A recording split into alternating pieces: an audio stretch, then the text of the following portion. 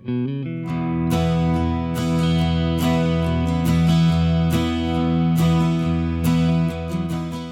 a path along the roots of Pikes Peak, you take a fork in the road to the Anselm Society Digital Pub.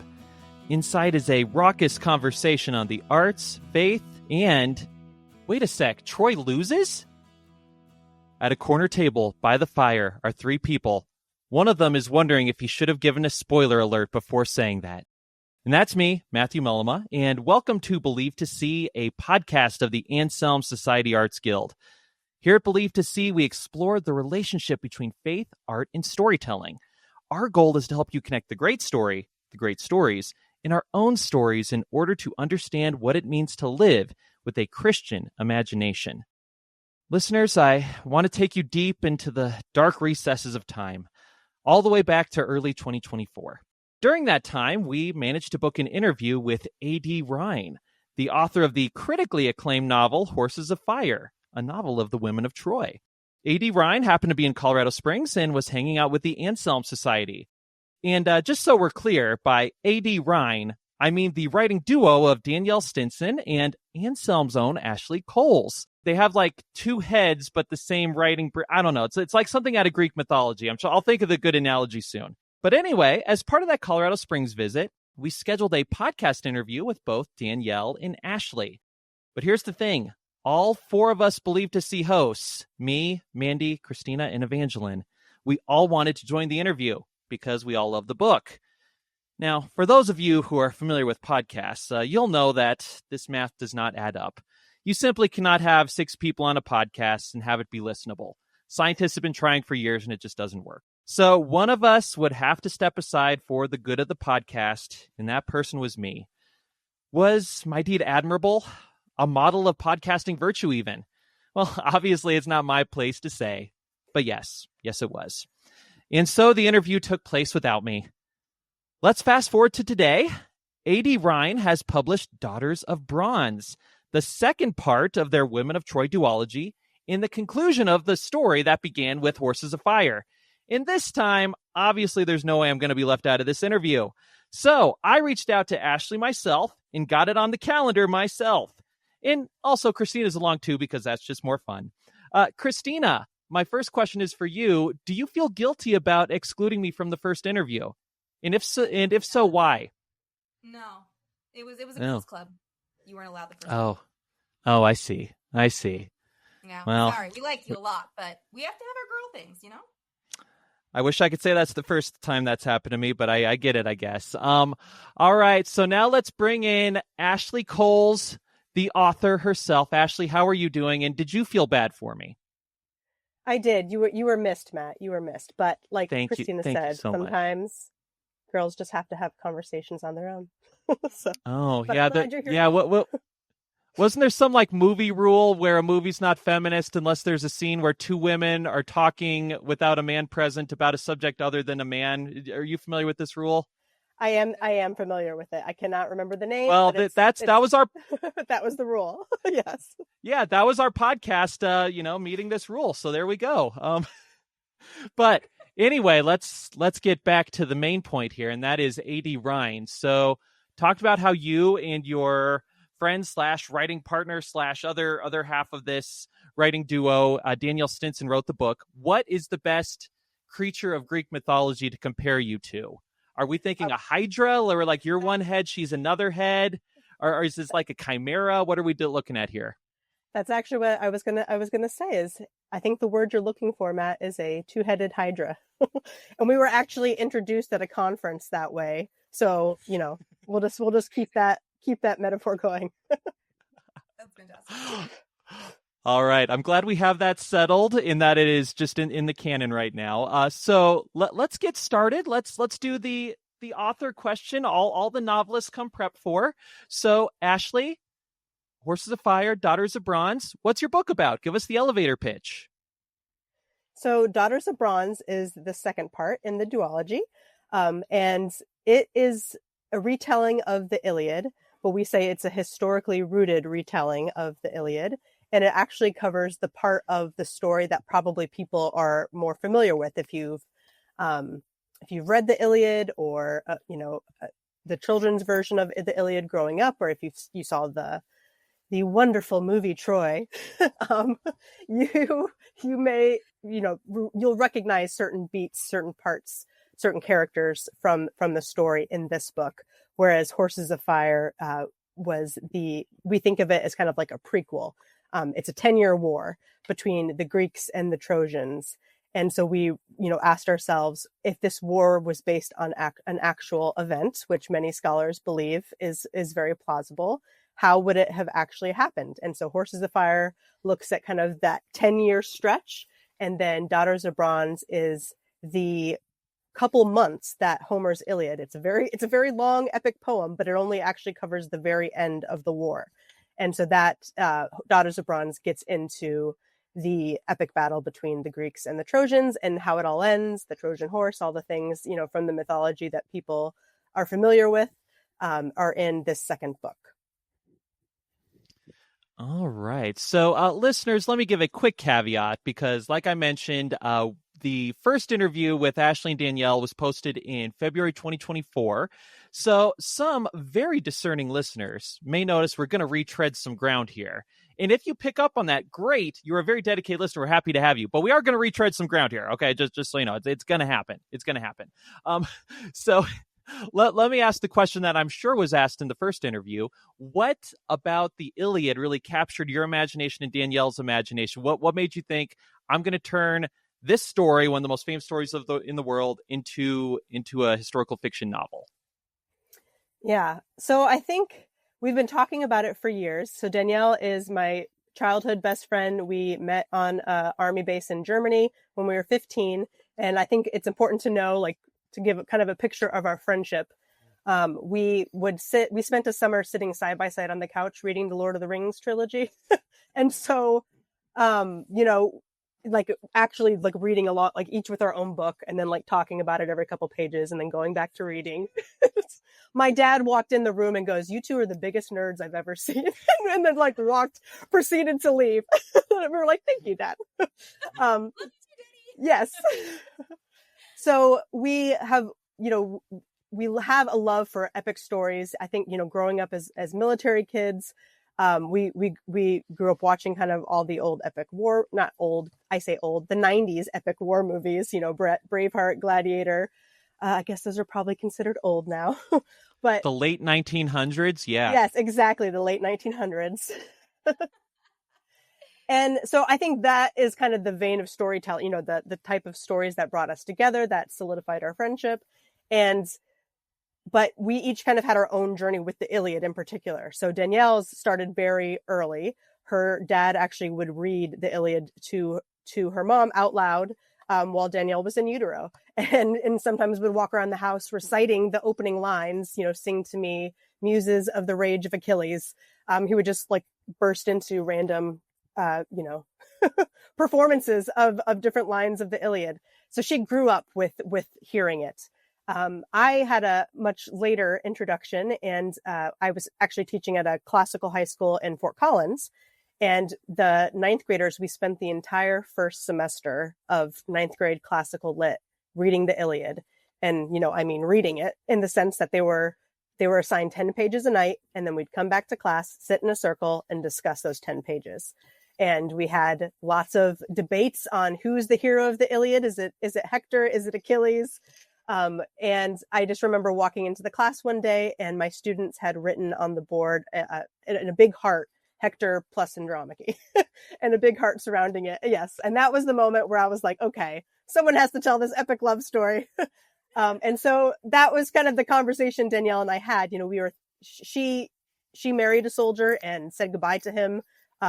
He was deployed to Afghanistan a few days after their wedding. There's just moments in this story that I think anyone who has had a loved one who's gone off to war is like, this is thousands of years old and it still hits with the same emotions.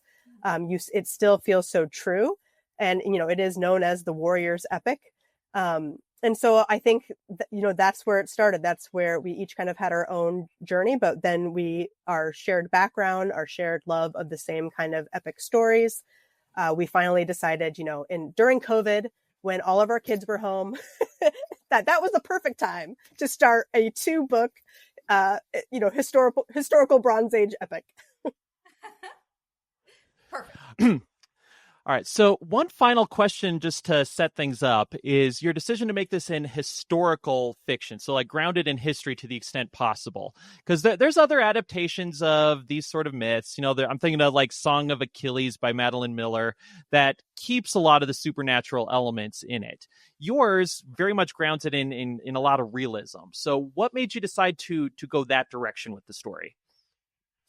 I think we were always interested in the human actors. We always, the gods and goddesses kind of on the battlefield, treating the human beings like puppets and kind of interfering in the war.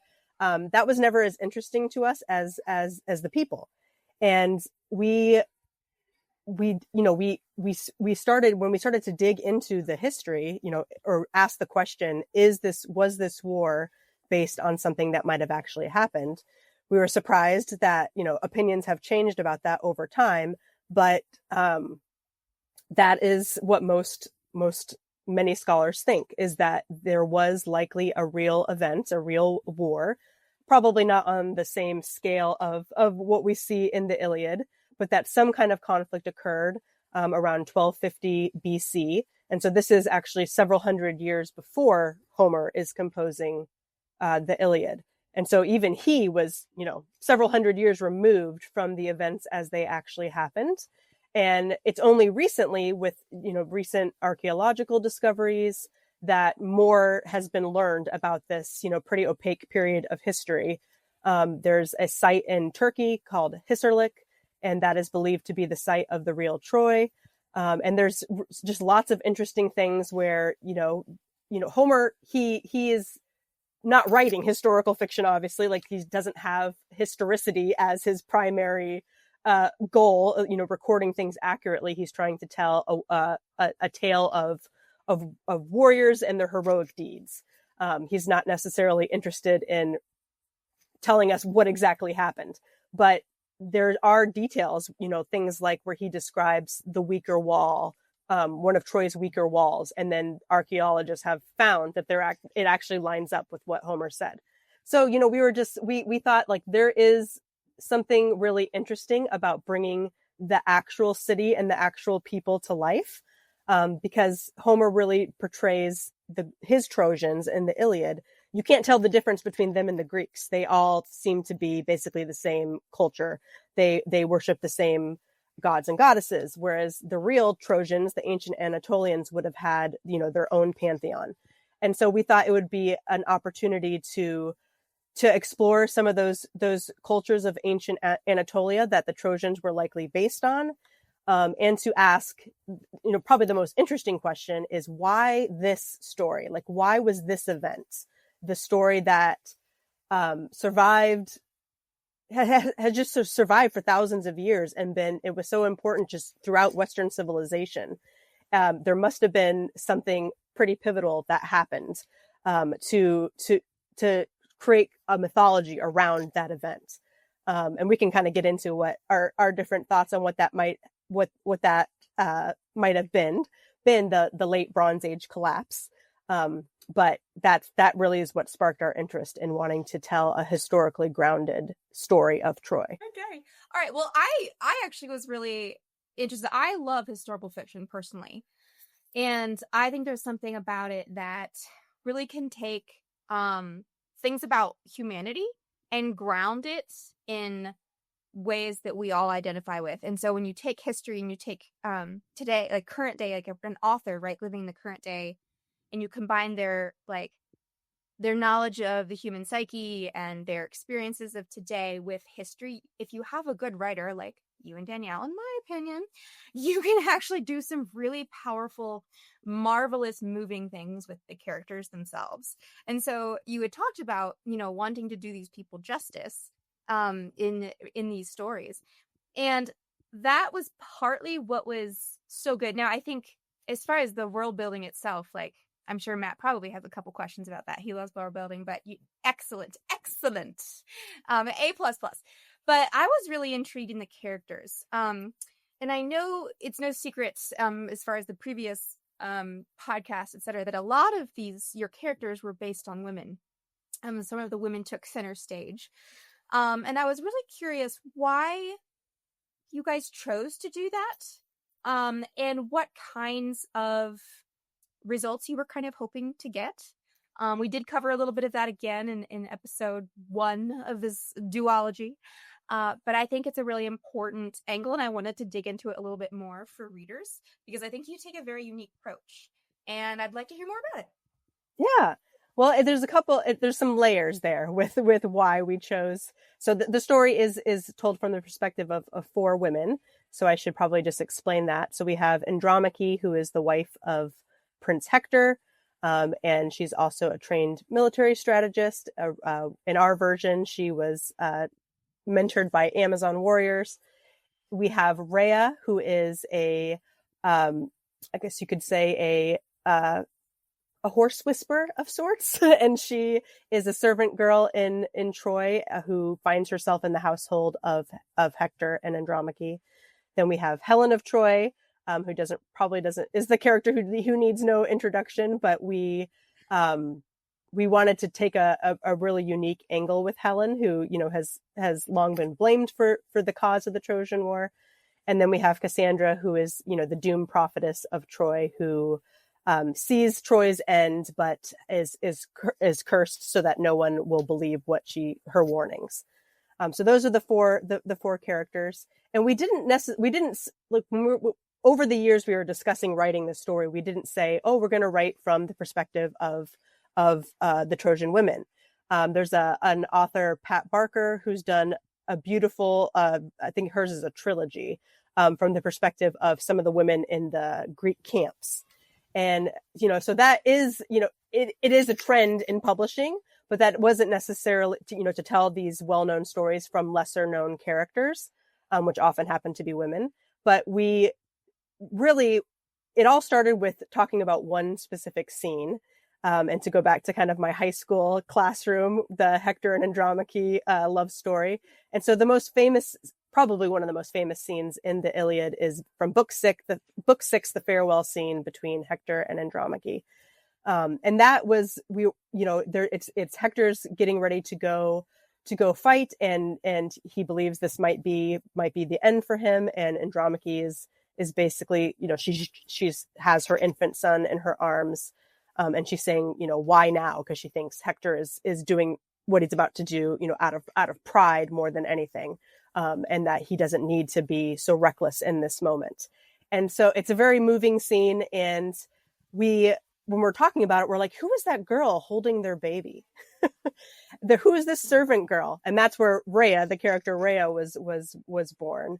And so it all kind of it was all around that moment, that one, it's kind of like C.S. Lewis, where he sees the lamppost, and then Narnia is born from there. That's kind of how this was. It was like that one scene, and those 3 people, actually 4 people, coming together and saying, like, what, there's so much more to unpack here in this little family, you could say. And so that's where the story began. And I think we were probably encouraged to write from the perspective of women, because that was something readers were wanting to see. We always like to say, like, it really, the story started as like our love letter to Hector, because that was the character that both Danielle and I always gravitate. We probably saw our dads, being soldiers' daughters. Like, that was the character we always gravitated towards and rooted for. And what was so interesting about the 4 women that we chose is they are all connected to him. And so it was almost like we always wanted to tell Hector's side of the story, because Achilles gets all the glory, but it just felt natural to tell his story through the perspective of these 4 women who he has relationships with. And, in the actual epic, he's one of the few characters who interacts with them, who is shown interacting with all of these women and talking with them and having conversations with them, which we thought was very interesting. So, so that's why we made that choice. Okay. That's very cool. What about the quote at the beginning or the end of the book? Yeah, and I wish I had it in front of me so I would read the entire thing. But it's a beautiful quote about, basically the heroes who rest in unmarked tombs. And so I think that was a motivating force as well, is this idea of telling a story from the people who are working tirelessly behind the scenes, but who may not, the Sams of of the story, who may not be called the hero, but their actions are having an impact, and the world may never know. And that, thinking of the walled city of Troy, and then thinking of like what it's like to grow up on military installations. Like you see the people who are the ones that are left behind, but they're coming together. It's a very tight knit community. There's lots of sacrifice. There's lots of acts of love and charity, but those aren't the things that are going to win medals. Those aren't the things that are necessarily going to be highlighted. Mm-hmm. And that's it's funny because that I remember now, because that quote was, I think, in the front cover of Daughters of Bronze. Yes. Right. Okay. And so that had not been published yet. It hadn't been read yet by any of us when we did your first interview. And I remember when we ended it, I was like, you guys, you know what this reminds me of? It reminds me of this quote by George Eliot. And you guys were like, no way, that's our so yeah. Yes. I'll have to find it and read it. But you got it, Christina. You were like tuned in. I'll look at it. I need to read it, because I think so much of that quote, like it just says so much about the characters in general. But yeah, and it also, I think, is really important because it completely turns on its head in underlying assumption of so much of classical literature. It's this pursuit of making yourself immortal through great deeds, through glory, right? I mean, that is one of the central things that Achilles has to wrestle with, right? He's very famously given this prophecy before he leaves for Troy. It's like, you can either stay here and you'll have a very happy life. Your wife and kids will love you. Your grandkids will love you. You'll be happy. Then you'll be forgotten. Or you can go to Troy, live a short time, and do great deeds and be remembered. And obviously Achilles chooses to be remembered. So your quotation takes the exact opposite assumption, that the greatness doesn't come from the renown. It's from doing acts which may or may not be even noticed in their time. And speaking of another aspect of this, where you're flipping a convention on its head, it's Andromache and her Amazon heritage. I want you to talk about this, because what I find absolutely fascinating is how we in our society view Amazons completely different than the ancient Greeks did, right? Because the ancient Greeks, they thought the Amazons like this tribe of women who get by, without men, who go to war. They do all this business stuff. We view them now, it's like, oh, Wonder Woman, yeah, kick butt, girl, that's great. But the Greeks viewed them as monsters. It's like, oh, that's hideous. Look at what those women are doing. It's awful. Some male hero needs to go set them right. Oh, good, Hercules is there. He'll set it all right. Good. So it's totally a different thing. But you cast Andromache in this sort of Amazon type role. So please explain to us why you did this and what you hope to accomplish thematically through that choice. Yes, so she's the character who, it's a story. Her story is one of motherhood, and so we thought it would be really interesting to have, and probably something that would resonate with modern readers, to have her struggle with moving into that role. And so we're like, well, what is the most opposite? Like, what is the most opposite thing we could do, like, to create this tension of she is going to become the mother of the heir of Troy, and she's not sure how to do that, how she feels about that, and I think the other thing was that her and Hector have presumably been married for the 10 years of the war, and their Astyanax, their son, is described, as their only child. And so it was interesting to think of, like, did she struggle with infertility? Was she resistant to the idea of having a child? And so part of giving her that background was something for modern readers to connect with, that whole journey of becoming a mother. But it was always about her,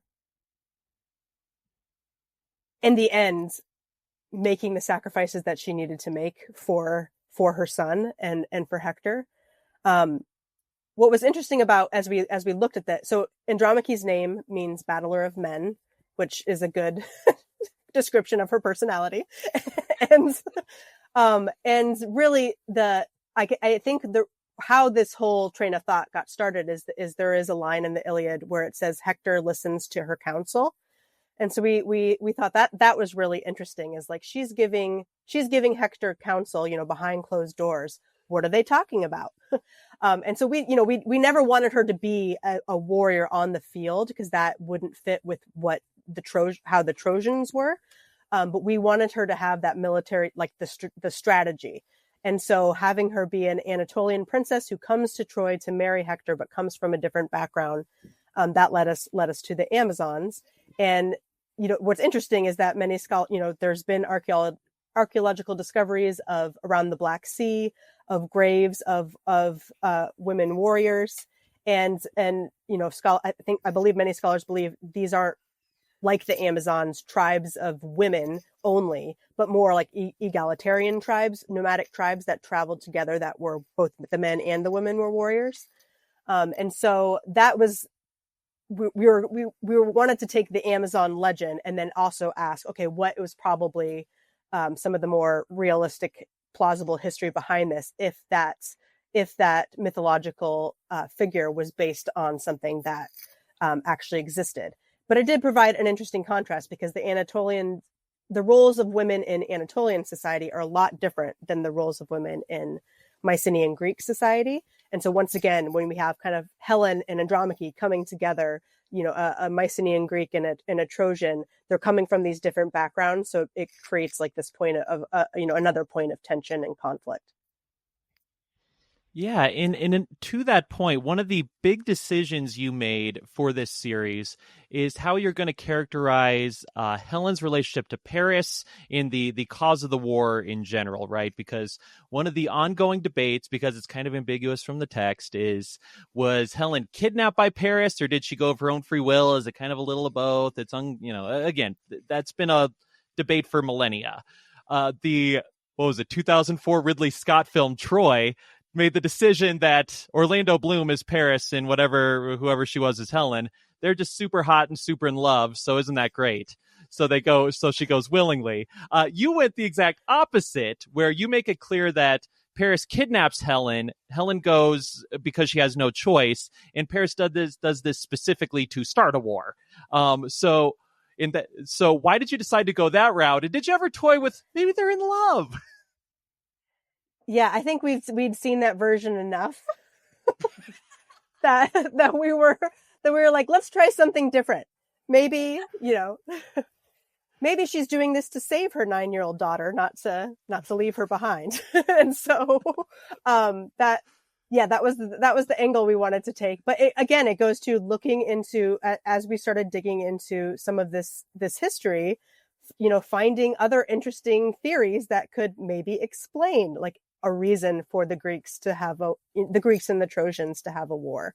And, I mentioned the late Bronze Age collapse, which was, this time where, in the late Bronze Age, where cities, mostly in Mycenaean Greece, but in Egypt, other places, these pretty advanced civilizations, they had a pretty steep and fast decline. And there's, where they entered basically a new dark age. And scholars don't really know why. Like there's theories of, is it climate change? Was it these roaming bands of basically pirates called the Sea Peoples, who were going around sacking all of these cities? I love the Sea Peoples. Yes, they make an appearance, because we definitely wanted to give them a nod. But so as we started to kind of, think about how we wanted to kick off this war, the geopolitical reasons seemed so much more interesting to us than, a woman sees a hot Trojan and decides to like leave her kid and run off with him. So, and then it's hated and blamed by everybody for thousands of years. Yeah, I could just see it's like, so this woman, the Queen of Sparta, she leaves her husband and daughter, just goes off with Troy. Well, that's not plausible. What if I told you that Trojan was Orlando Bloom? Oh, I'm listening. Yeah, it doesn't quite work. Even with Orlando Bloom, that doesn't quite work. But Yes. but yeah, I mean, to be clear, I think that's totally the right choice thematically. But it was one of those early choices you had to make that sort of caused everything else to branch off from it.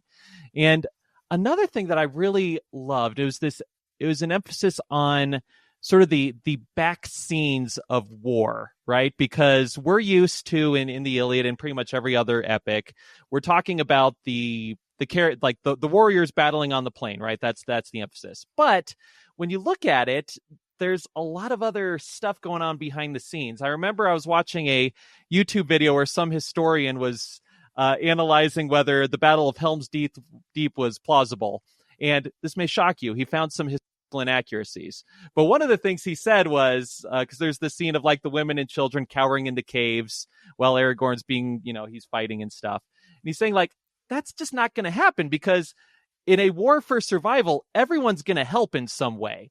Maybe you can't fight, but you can bring water to the troops. You can help provide medical aid to the troops. You can put out fires. You can bring arrows. You can do. Everyone needs to be doing something, and that backscene stuff is actually really vital. And you really highlighted that with your approach. So, what motivated you to really emphasize the sort of backstage of war and how vital that is to the process? Yeah, and I mean, even more so than that, we wanted to highlight like actual tactics that might have been used in Bronze Age warfare. And so, you mentioned not giving away spoilers, but I'll just say, our take on the Trojan horse is probably a little bit different than what listeners may be expecting, because we thought, I don't think the Trojans are that dumb. Like, I think maybe if they saw a giant horse, they wouldn't, sitting outside their gates, they wouldn't necessarily just pull it right into their city. But we thought, what does that symbolize? What is, as a mythological symbol, what is that saying? And so we tried to take, again, a different angle on how the Greeks might have infiltrated Troy. But, as to your question, again, the archaeology kind of helped form how we portrayed things, because we know how the city of Troy was structured. And there was a lower city that didn't have as much fortification. That would be where, just the average person would be living. And then there's these rings of Troy. And as you go up into a citadel where there is a lot more. It is kind of like the Helm's Deep of Troy. And so, as the story progresses, the people have to move further and further into, the center of the city because they're losing. But, in those early stages of the war, we wanted to show how if you were in the lower city, you would be putting out fires, you would be participating in some way, young boys would be fighting eventually at some point. But, it does change as the things get worse for our characters and becomes a little less, they start to lose hope.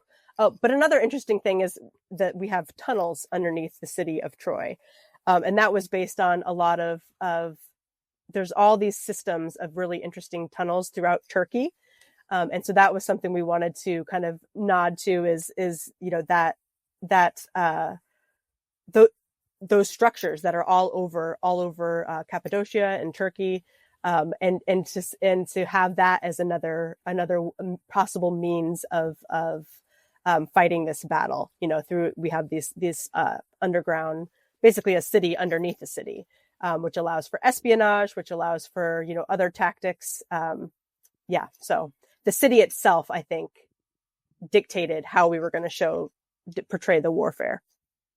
And again, just kudos to you for all of that historical research. I think, meeting like historical accuracy with like character development can really be incredible and really well done. So kudos to you guys for that. Thank you. And it's fun when you find that the actual history is even more interesting than like what you could think of, what you could make up. When it actually provides details that you wouldn't have thought of on your own if you were just like creating this as maybe like an epic fantasy story. Mm-hmm. Yeah, I mean, it's like our god was pretty cool and made cool people who had cool ideas and cool innovations, and they dug underground tunnels, and yes. I know, it's like humans have been created for creative for thousands of years. Imagine that. It's pretty great. Yes. Hey, I found the quote. I found the Middlemarch quote. Okay, here we go. Dun, dun, dun, dun. Here we go. All right, the full quote from this section. For the growing good of the world is partly dependent on unhistoric acts, and that things are not so ill with you and me as they might have been, is half owing to the number who lived faithfully a hidden life and rest in unvisited tombs. Yeah, that pretty much sums it up. That reminds me, I think another thing we wanted to go back to your question about the showing the lesser known characters, kind of the people working in the shadows behind the scenes. Another thing that let us explore is just a different take on warfare, because Matt, you mentioned Achilles is going to fight for immortal glory, and that's, many people argue that the Iliad is actually an anti-war epic, but when you look at the characters, they're fighting for personal glory, personal immortality. That's the main motivation, and that's why the story largely focuses on individual warriors and their great deeds on the battlefield. But I think showing the perspective of women and showing the perspective of we would obviously want our male warrior characters to have the mindset on war of the time, the Greek idea of kleos, glory. And that was not something we were going to change, but it's a hard view of war for, I think, modern people to grasp and to understand and to connect with it all. We have, I think, most people have whether they know it or not, probably have closer to a Christian just war idea of war that developed in the Middle Ages. Whether they would call it that or not, I think there's probably a lot of people who think war sometimes has to happen. It's sometimes necessary, but it's an evil. It's never a good thing that we want to happen. And so having, the women characters and the allies, we have a lot of Troy's foreign allies in the story who come from all these different lands, and they have, a lot of different takes on war and come from different cultures. That allowed us to bring that perspective in. One of the very first scenes in Horses of Fire is Andromache challenging the idea of, why are we just going out and fighting, man to man when they're raiding all of our villages? If we defend the villages where all of our food supply comes from and defend the innocent people who are being slaughtered, maybe that will turn the tide of the war. Why do we keep doing the same thing? And that's not, that is not a perspective of a Greek or Trojan warrior at the time. And so having these kind of outsider characters allowed us to, I guess, maybe insert some of the questions about warfare, and also to show it in a way that modern people probably can have more sympathy towards, or at least bring up those questions that we're more likely to wrestle with. It's interesting when that we're going back to the movie Troy. So I was a big Josh Groban fan. I just loved his voice, and he sang a lot of songs. Oh, Danielle, what is your face saying right now? Hey, that face. Danielle and I have seen him in concert 4 times, so okay. Together. All right. Someone on my side here. Yes. Matthew Millema. I literally said nothing. I said nothing. No, your face said everything. Said everything. He has a great voice, Matthew. He has a great voice. And so when I was first introduced to that song, Remember, I didn't realize it was from the Troy movie at first. And that was before I really kind of understood really that Greek idea of immortality being remembered, right? And the song is called Remember, and it's such a beautiful and haunting song. And once you sort of understand the sort of the I think you could say theology, but not theology, but the concept behind why they believe that, it becomes first of all, like you become sympathetic to it, not in the sense that you necessarily like that you like believe it, but in the sense of, wow, I can totally see how an idea like that would be attractive to a people like that, right? And so that whole concept of, you know, dying for glory, and if you're remembered, that's how you live into forever, right? It's that is memory, really. And so I think that in and of itself is really cool that you used sort of the concept of that quote, the George Eliot, the small acts, the people that we don't remember that live in those unvisited tombs. That history is owed to those people and not the whole notion of glory. And it's really a very Christian concept. So I thought it was a very brave thing to do for you guys to sort of take that approach, but it was also extremely seamless. It just made so much sense because you didn't take away the Greeks, you know, vision, and they didn't take away that vision for battle and glory and all that. It was clearly there in your story and the culture, but you had real humanity featured so beautifully that it all made so much sense together. Thank you. Yeah, and I'm going to piggyback on that Christina comment, because one of the things I found so interesting is this book, it's not a Christian book, obviously, but you can tell that it is infused with your Christian worldview. And like you mentioned, Ashlee, the Christian view of the world is just diametrically opposed to so many aspects of the ancient Greek view of the world. So how did you go about trying to create a book that's infused with Christian thoughts in a world that would find those thoughts just alien and strange? Mm-hmm. Yeah. Subtly. And it's, yes, and I would say even in this genre, it's a very, very different from all because mythology retellings are very popular right now. But I think what they're saying is a lot different from what we wanted to say.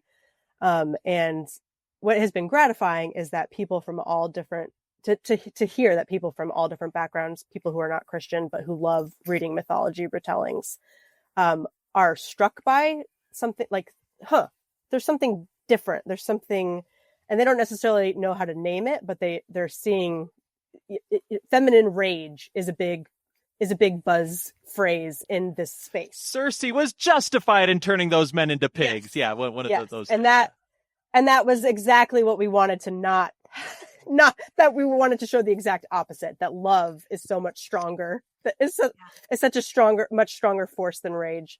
That, you know, rage is Achilles' downfall. Rage is the downfall of the characters of the original story and our story. And that, again, that's, I think, where Hector came in. And I think when we kind of, I'm going to try to talk about this without giving anything away, but I think I can allude to it. He is definitely the sacrificial Christ figure, and that always felt like what he was, even in the original. And so there's a moment when he goes to have his last stand against Achilles. And if you don't know how, I mean, it's several thousand years old, so I'm sorry if you don't know how it ends, but Hector does not win. But he is portrayed as this throughout the whole story as this noble defender of Troy. This, you know, he is never going to turn his back on his people, his father. He is like the exact opposite of Paris. And how he's portrayed in the original is that when he goes to face Achilles, he turns and he runs. He suddenly loses all courage and he turns and he runs. And that never felt true to us. That never rang true. That felt like that is what Homer needed to happen but it never felt like it true to his character. And it's interesting teaching kids, and they all say the same thing. Like, this doesn't make any sense. Why does he do this? It doesn't feel like Hector. And so that was really an opportunity for us. And I'm not going to give this part away, but we wanted to, again, flip that on its head, but it was already there. So it didn't feel like we're imposing our Christian worldview on a story. It felt like there were already the seeds of that story already in the original, and that Hector always was kind of the antithesis of the Kleos, the glory, achieving immortality idea, that he was always the counterpoint to that. And so this was just an opportunity to I think when it was probably the most amazing writing moment of my life. Like when we were having the conversation, we're like, oh, this is why he does it. This is why he does it. And so, yeah. And yes. And so it's one of those examples of, the Christian story is baked into every great story. And we just had to do a tiny little twist. We didn't have to change everything to pull that thread and to show that, the idea that love and sacrifice are what achieve more immortality, not glory, that was already felt like that was something that was there, that we just emphasized a bit more. Yeah, we're running low on time, but final question along those lines, is that just something I kept thinking about as I'm reading the book, because I'm no expert, but I'm an Iliad enthusiast, so I know the story, I know what's going to happen. So the whole time you see the relationship between Hector and Andromache and Cassandra and his son, there's just this doom hanging overhead, right? Because it's like the whole time it's like, I know it's going to happen. I know it's going to happen. It's going to happen. Oh, there it's happening. Oh, that was not Achilles. That was Patroclus. Oh no, Achilles. Oh no. So, and that was just one of those things I kept wondering, like, how are they going to pull this off, right? How are they going to have a good and satisfying ending when we know, based on the source material, all of their characters are doomed in a sense. So without giving, specifics away, no spoilers, but how did you guys approach that just really, really difficult task of coming up with a satisfying ending in that circumstance? Yeah. I mean, I think it goes back to piggyback on that. Yeah. Oh no, I was going to emphasize what Matthew said, because it was another question that was related, which is the same question, it's just emphasized. Given Matthew's question, and given that so many people only read a book if they think it might have a happy ending, I feel like you guys had an uphill battle. And so I'm just basically adding to Matthew's question, and now please answer that. Yeah. And a lot of readers who read the first book, if they would reach out to us or interact with us on social media, there was that same kind of feeling like, I want to read the second book, but I'm really scared because I know the story. And that, it was a very challenging task, but that it was also so fun to say, how can we make people think that the story is actually going to turn out differently? Like, because we wanted it to feel like, wait a minute, are they going to change it so that Troy actually doesn't fall? Like, we wanted that doom to that sense of, I know what's going to happen is obviously going to be there, but we also wanted there to be enough, I guess, freshness for it to make people believe, who know the story, that it could actually turn out differently. And then as far as, how we did end up handling the ending, I think this again goes back to the two girls reading Tolkien on the couch. And we always said, we want to Tolkienify the Troy. Like, that is our goal. We want the eucatastrophe. We want an unexpected, small but powerful, ray of hope at the end. And so it's not everything is tied up with a nice bow. It's not happily ever after for everyone. As Matt said, the major characters, the names, if you're familiar, how the story ends in the myth, and we mostly kept with that. But there was an opportunity to infuse the ending with some hope and to make those, all the things they did have meaning. And I think that's, what we wanted to say, those small acts in the shadows, they did mean something in the end. And they did do something. And so, yeah, it was a tricky thing. It was very difficult, but it was also one of those things that I feel like is like a once in a lifetime. Like, I don't think I'll ever write a better ending. Like, not to say like that, I don't think it did feel like, something about the two of us together, like our friendship and the conversations. Like I could have never written that on my own.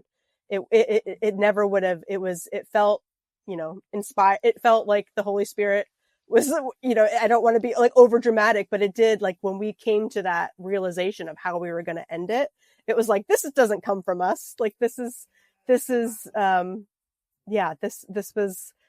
not something we could just pull off on our own or even with just the two of us. But yeah, Mm-hmm. that's amazing. Absolutely. And listeners, we are sadly out of time now, but in case me and Christina have not been quite blatant enough, please read these books. They are fantastic and we love them.